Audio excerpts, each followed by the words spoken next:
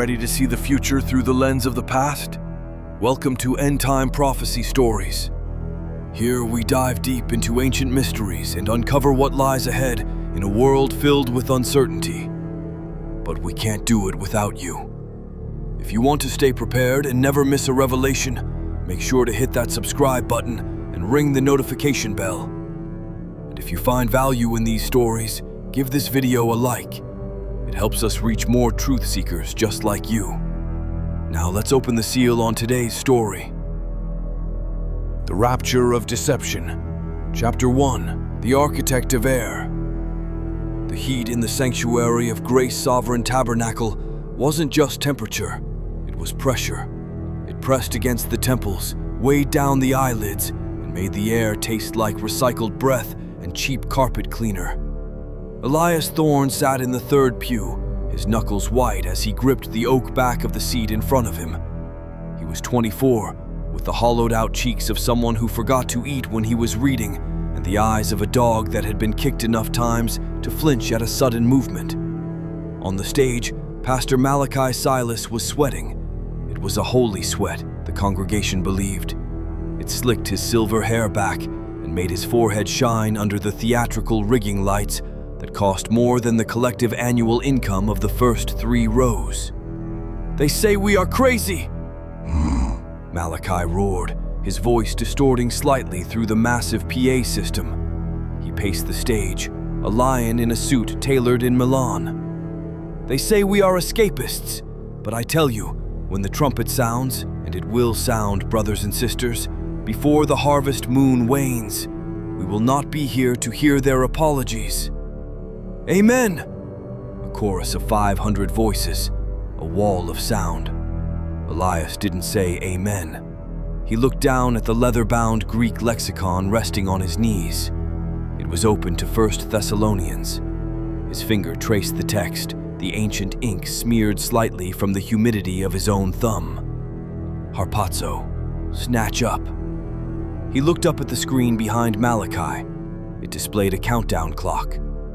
Days remaining, 14. 14 days. Malachi whispered now, bringing the microphone close to his lips, intimate, like a lover's threat. The planes will fall from the sky.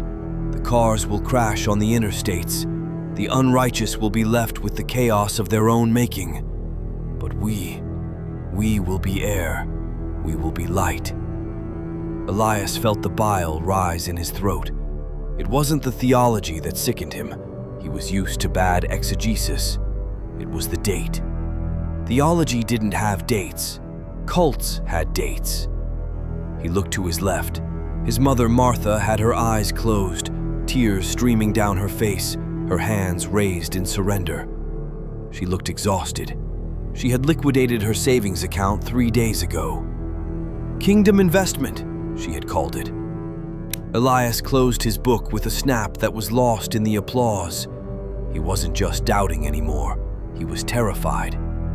The service ended with a hymn about flying away. As the crowd shuffled out, dazed and endorphin-drunk, Elias remained seated. He watched the deacons moving near the side exits. They weren't just ushers, they were security. Big men with earpieces and bulges under their jackets that weren't Bibles. The church wasn't preparing to leave the earth. It was preparing for a siege. Elias stood up, his legs trembling. He had 2 weeks to prove that density still applied to Grace Sovereign Tabernacle. Chapter 2. Disfellowship. The diner was called Sally's, but Sally had been dead for 10 years, and the neon sign just buzzed S blank blank S in a seizure-inducing rhythm. Elias sat across from Sarah. She was the worship leader, the girl whose voice made the Sunday morning collection plates fill up faster. She was stirring her coffee with a violence that suggested she wanted to stab the cup. "You're scaring me, Eli," she said, not looking up. "I'm scaring you?" Elias leaned in, keeping his voice low. The booth vinyl squeaked. "Sarah, Malachi sold the church van. He canceled the insurance on the building effective the 25th. That's the day after the departure." "So?" Sarah looked up, her eyes rimmed with red. "Why would we need insurance? Why would we need a van? We won't be here." "That's faith, Elias. Something you used to have." "That's not faith. That's liquidation." Elias pulled a crumpled notebook from his jacket pocket. "I checked the county records. The deed to the church land, the land we all paid for, the land my dad died working to pay off, was transferred last week." Sarah froze. "Transferred? To who?" "A holding company in the Caymans. Ascension Holdings LLC." Elias tapped the paper. "If we're going to heaven, why does Malachi need to hide the assets offshore? Do they take wire transfers in the New Jerusalem?" "Stop it," Sarah hissed, glancing around the diner. Two men in trucker hats were eating eggs at the counter, but they weren't looking. "You sound like a Pharisee. Malachi is a prophet." "Malachi is a failed real estate developer from Florida who found a tax loophole called religion," Elias said, his voice hard. "I looked into his past, Sarah. Before he was Malachi Silas, he was Mark Sunder. He ran a miracle water scheme in the 90s. He went to prison for fraud." Sarah stood up. Her chair scraped loud against the linoleum. "I can't listen to this. You're poisoned, Elias. The devil has gotten into your head because he knows you're powerful. He knows you were supposed to be next in line." "I'm trying to save your life," Elias pleaded, reaching for her hand. She snatched it away. "Don't come to practice on Thursday. In fact, don't come to the house. My dad said if you kept asking questions, you weren't welcome." "Sarah, please. Look at the Greek. Look at Matthew 24. No one knows the day or the hour. No one. If Malachi says he knows, he's calling Jesus a liar." "Malachi speaks to God directly," Sarah said, her voice trembling. "Maybe you should try it sometime." She walked out. The bell above the door jingled cheerfully, a stark contrast to the hollow pit opening in Elias's stomach. He looked out the window. Across the street, a black SUV was idling. The windows were tinted dark, but Elias knew the car. It belonged to Deacon Graves, the head of security. They were watching him. Chapter 3. The Wolf in Shepherd's Clothing. Elias's apartment was a basement suite that smelled of damp earth and old books. He had spent the last 3 nights covering the windows with thick blankets. Paranoia was an itch he couldn't scratch. He was scanning PDF copies of the church's financial ledgers he'd managed to pull off the unsecured Wi-Fi network before they changed the password. It was worse than he thought. The preparation fees. Every family was required to pay $5,000 for their white robes and transit supplies. "Transit supplies?" Elias muttered to the empty room. "What do you need for the Rapture? Snacks?" His phone buzzed. Unknown number. He let it ring. It stopped. It rang again immediately. He picked it up. "Hello?" "Elias, my boy." The voice was rich, like dark chocolate mixed with gravel. "Pastor Malachi." "Pastor." Elias sat up straighter, his heart hammering against his ribs. "I missed you at the men's prayer breakfast this morning. Your mother said you were indisposed." "I was studying." "Studying, yes. You always were a scholar. But knowledge puffs up, Elias. Love builds up."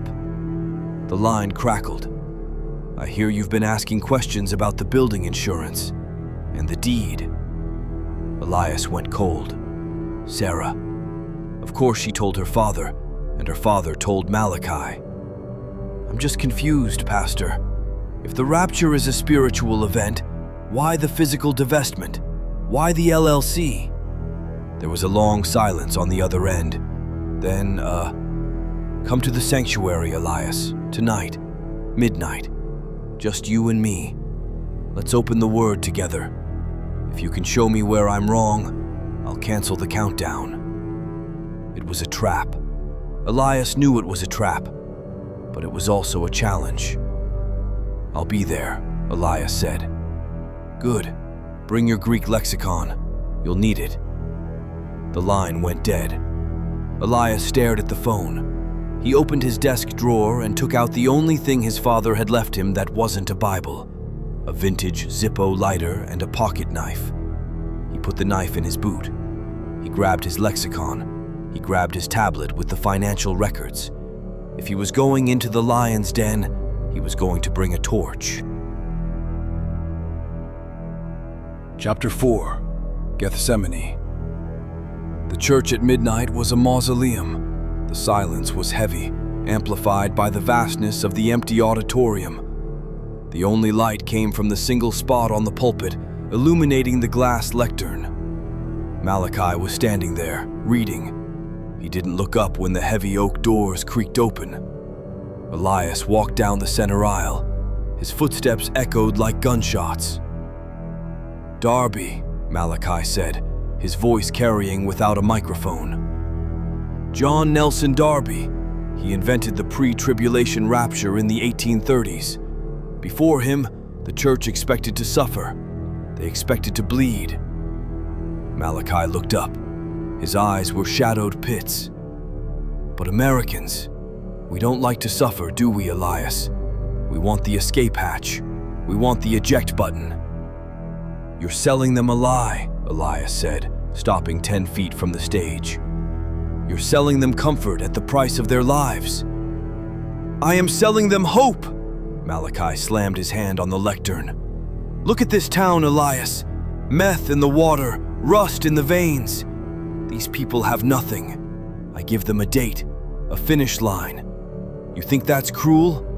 Cruelty is letting them rot here for another 40 years. "What happens on the 25th, Malachi?"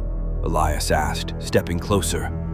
"What happens when the clock hits zero and density still works?" Malachi smiled.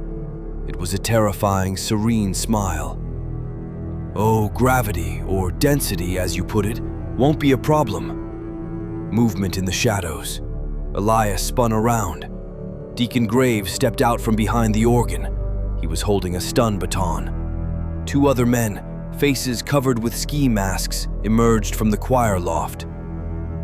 "You found the offshore accounts," Malachi said, stepping down from the stage. "Clever boy, but you don't understand the plan. We aren't just leaving, Elias. We are transcending." "Cyanide?" Elias guessed, his voice shaking. "Is that the transit supply?" Malachi tisked. "Crude. No. We are going to burn, Elias. A cleansing fire. The gas lines in the basement have already been adjusted. When the trumpet sounds at midnight, the spark ignites. We will ascend in a pillar of fire, instant, painless, glorious." Elias backed away, reaching for his pocket. "That's mass murder." "It's mercy," Malachi whispered. Graves lunged. Elias wasn't a fighter, but he was fast. He threw the heavy Greek lexicon. It hit Graves in the face, the hard corner catching him on the bridge of the nose. Graves stumbled back, blood spurting. Elias turned and ran. Not back up the aisle, too far. He dove over the communion rail and scrambled toward the baptistry exit. "Get him!" Malachi screamed, the serene mask shattering. "Don't let him leave the building!" Elias burst into the back hallway. He could hear heavy boots pounding the floorboards behind him. He knew these halls. He had played hide-and-seek here as a child.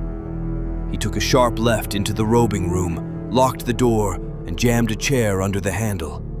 He scrambled out the narrow window into the alleyway. He hit the wet asphalt hard, rolling to absorb the impact. He heard the door splintering above him. He was out. But now he was a heretic on the run, and the clock was ticking. Days remaining, 10. Chapter 5. The Mark. Elias couldn't go home. They would be waiting. He spent the night in the woods behind the old textile mill, shivering under a pile of discarded cardboard.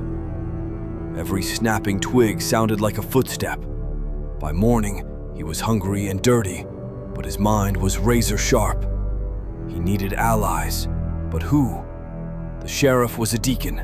The mayor's wife played the organ. The town was the church, and the church was the town. He needed an outsider. He walked 3 miles to the interstate truck stop.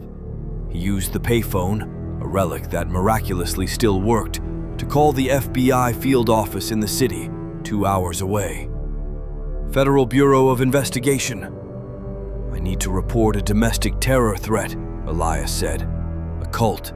They plan to blow up a building with 500 people inside. Name? Grace Sovereign Tabernacle, Oakhaven. Sir, we've had calls about Oakhaven before.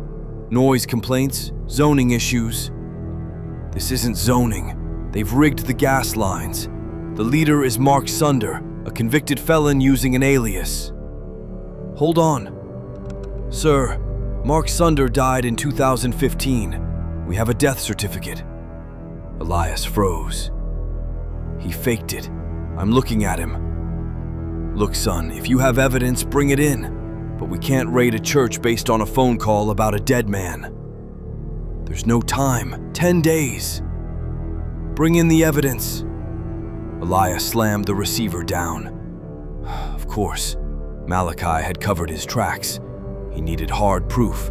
The financial records on his tablet were good, but they proved fraud, not murder.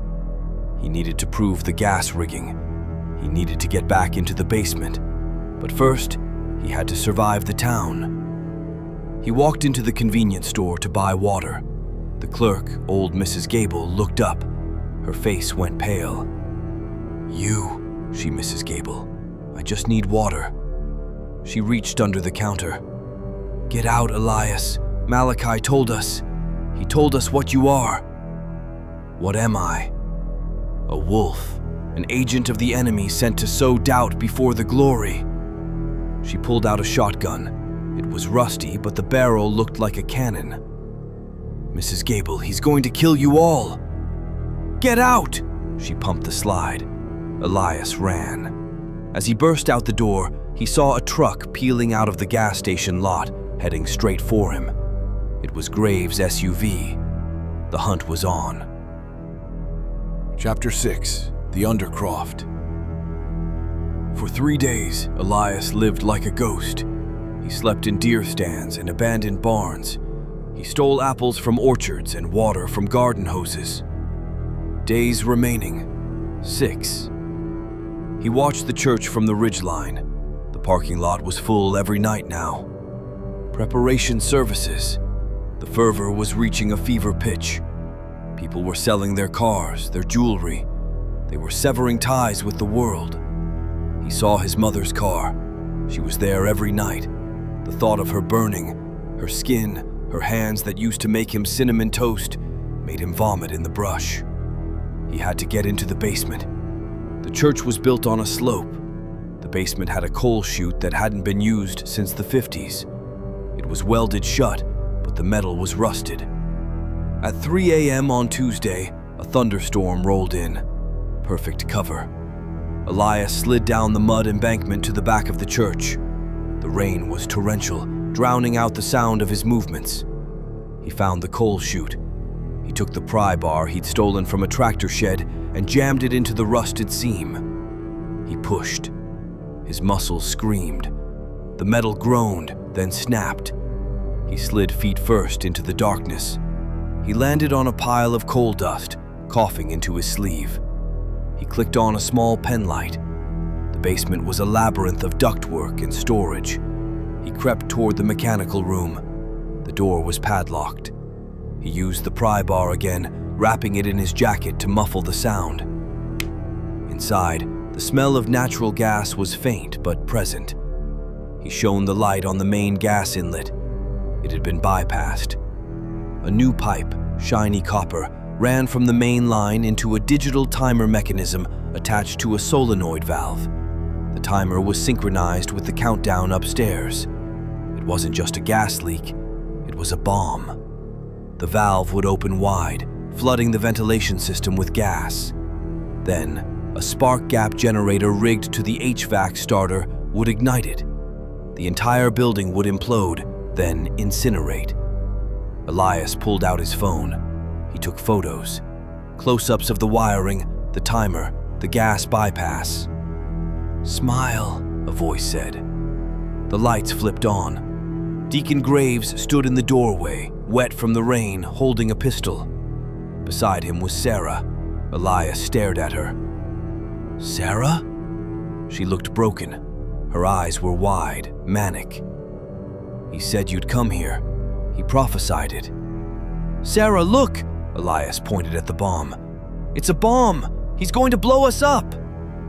"It's the chariot of fire," Sarah recited, her voice monotone. "The flesh must be consumed so the spirit can rise."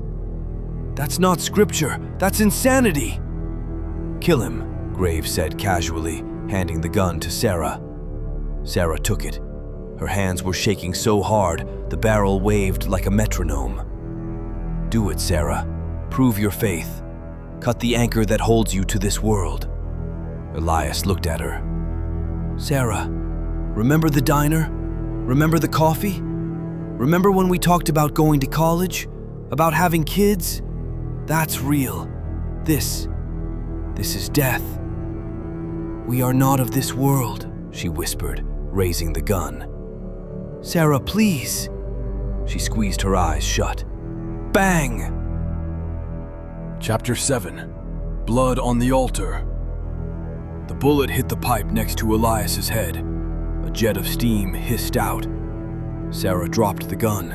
She screamed, a raw, primal sound. Graves backhanded her.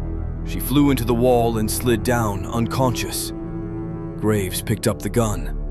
"Useless cow." He turned to Elias. "Guess I have to do the Lord's work myself." Elias didn't wait. He kicked a bucket of solvent at Graves and dove behind the boiler. Graves fired twice. Bullets pinged off the cast iron. "You can't stop it, boy. It's set in motion. The world is rotting. We are the only pure thing left." Elias saw the gas valve. If he hit it, he could cause a leak now. It might blow the basement, but it would trigger the alarms. It would force an evacuation. It was suicide. Greater love has no one than this, he thought. He grabbed a heavy pipe wrench from the floor. "Come out, Elias! Repent!" Graves was stalking around the boiler. Elias swung the wrench, not at Graves, but at the main water intake valve. The pipe burst. High-pressure water exploded outward, hitting Graves in the chest like a fire hose. He was knocked backward, slipping on the wet concrete. The gun clattered away. The room began to flood instantly. The water hit the electrical panel. Sparks showered down. "The gas!" Elias screamed, scrambling for Sarah. "Get out!" He grabbed Sarah by the collar and dragged her toward the coal chute. The water was rising fast, freezing cold. Graves was floundering, trying to stand, but the pressure of the water pinned him against the far wall. "Malachi!" Graves screamed. Elias shoved Sarah up through the chute. She was groggy, coughing. "Climb! Sarah, climb!" She scrambled up into the mud. Elias followed, his boots slipping on the slick metal. Behind them, the basement groaned. The water was shorting everything out. They collapsed in the mud outside, gasping for air. The rain washed over them. "My dad," Sarah sobbed. "My dad is inside." "We have to stop the service," Elias said, wiping mud from his eyes. "When is the next one?" "Tonight," she whispered. "The final sealing. Everyone is going to be locked in for the final 3 days of fasting." Days remaining, 3. They're locking the doors? Elias felt the cold dread return. Tonight, once the doors are barred, no one leaves until the Ascension. Then we have to stop them tonight. Chapter 8. The Siege of Grace. Elias drove Sarah's car. He drove fast, hydroplaning on the back roads. "Where are we going?" Sarah asked. She was shivering, clutching her arms. "The sheriff won't help. The FBI won't get here in time. We need to disrupt the signal." "What signal?" "Malachi streams the services. He loves the camera. If we can cut the power to the sanctuary, the locks, which are magnetic, will disengage. Panic will set in. If we break the trance, people might run. The breaker box is inside, Sarah said. Not the main line, the transformer. Elias pointed through the windshield. They were approaching the church from the rear service road. The transformer station sat on a pole near the tree line. You're going to blow the transformer? I'm going to crash the car into the pole, Elias said, his grip tightening on the wheel. Elias, you'll die. Jump out when I slow down. No, Sarah sat up. Her face was set. I'm not leaving you again. The church loomed ahead. It was glowing. The parking lot was full. The doors were already closed. They're starting, Elias said. He floored the accelerator. The little sedan roared. Hold on! They careened off the gravel road, smashing through a wooden fence. The utility pole loomed ahead, a wooden cross against the gray sky. Elias braced himself. Crunch! The airbag exploded in his face like a punch from God. The world went white, then black. Sparks rained down on the hood. The transformer exploded with a sound like a lightning strike. A blue arc of electricity danced across the wet hood of the car. Then, darkness. The lights in the church flickered and died. The massive neon cross on the roof winked out. Inside the car, Elias groaned. Blood trickled into his eye. Oh, Sarah? I'm here. Her voice was weak. We did it. But then, a flicker. Inside the church, emergency lights buzzed to life. A backup generator roared behind the building. No! Elias wheezed, kicking his door open. No! The power was back. The magnetic locks reset. Malachi had prepared for everything. Elias stumbled out of the wreckage. His ribs felt broken. He limped toward the church. He had to physically break the doors down, or die trying. Chapter 9. The Unraveling. The sanctuary was bathed in the red glow of emergency lights. The generator wasn't powerful enough for the main rig, so the room looked like hell itself. Malachi stood on the stage, lit by a battery-powered lantern. The congregation was murmuring, frightened. Do not fear, Malachi bellowed. The enemy attacks, but we are sealed. This is the test, the darkness before the dawn. Bang, bang, bang. Someone was hammering on the main doors. Demons! A woman screamed. Ignore it, Malachi commanded. Focus on me! Focus on the countdown! The screen was dead, but Malachi held up a stopwatch. Elias was outside, throwing a cinder block against the tempered glass of the lobby doors. It bounced off, leaving only a spiderweb crack. He saw a figure inside the lobby, a security guard. Open the door! Elias screamed. The gas! It's a bomb! The guard hesitated. He looked at the crack in the glass. He looked back at the sanctuary doors. Let us in! Sarah screamed, limping up beside Elias. She was holding the pictures on Elias's phone, the pictures of the bomb. She pressed the screen against the glass. The guard squinted. He saw the wires. He saw the timer. He looked at Elias. The guard was young, just a kid hired for muscle. He didn't want to die. He unlocked the manual override. The doors slid open. Elias and Sarah burst in. Get out! Elias yelled, running toward the sanctuary doors. Fire! Everybody out! They burst into the main room. Liar! Malachi pointed a finger at them. Behold the deceivers! The congregation turned. 500 faces, gaunt, terrified, desperate. Mom! Elias spotted her in the third row. Mom, run! There's a bomb in the basement! Martha stood up. She looked at Malachi, then at her son. Her son, bleeding, muddy, broken. Sit down, Sister Martha, Malachi warned. His voice dropped an octave. Do not forfeit your soul." "He's lying, Mom!" Elias ran down the aisle. "He's stealing the money. He's going to kill everyone and run." Malachi pulled a revolver from his pulpit. The scream of the crowd was deafening, the illusion shattered. Pastors didn't carry guns to heaven.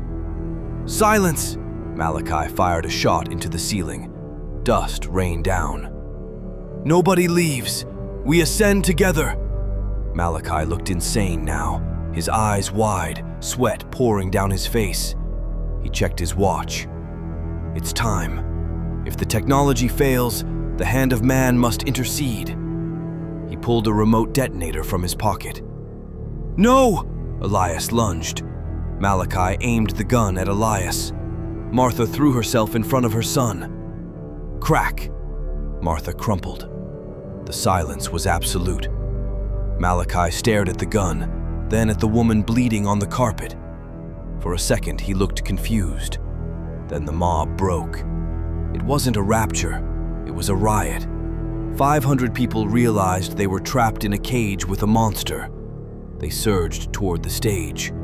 Malachi backed up, fumbling with the detonator. "Stay back! I'll send us all! I'll do it!" Elias scrambled over the pews, ignoring his dying mother, eyes fixed on the remote. Malachi pressed the button. Click. Nothing. The water. Elias's sabotage in the basement. The water had shorted the timer or the solenoid. Malachi pressed it again. Click. Click. He looked up at Elias, who was now 5 feet away. Density. Elias panted, blood dripping from his chin. "It's a bitch." Elias tackled him. They went down in a tangle of limbs. The gun skittered away. The mob descended. Chapter 10. Earthbound.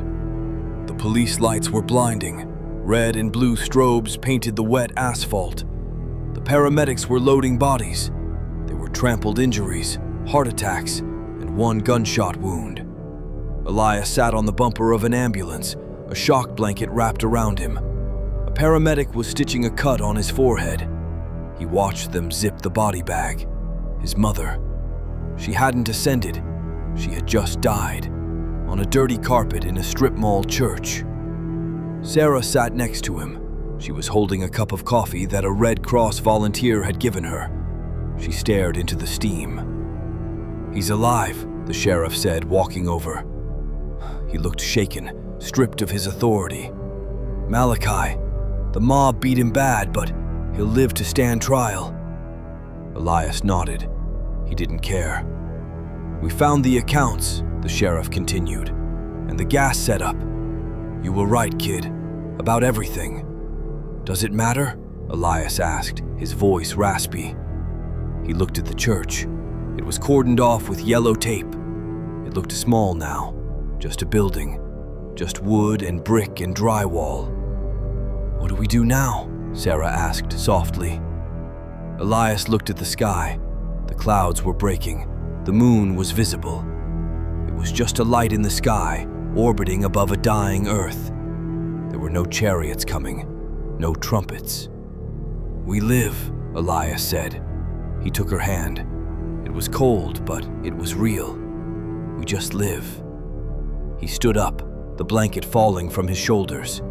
He walked over to where his mother's body was being loaded into the coroner's van. He placed his hand on the cold metal door. "Goodbye, Mom," he whispered. He turned back to the town. The sun was beginning to rise. A gray, gritty dawn over a broken world. It wasn't heaven, but it was ground. And for the first time in his life, Elias was glad to be standing on it. For more Bible-based end-time prophecy dramas to strengthen your faith and the faith of others, help spread the word by supporting the channel. Please like, subscribe, and share.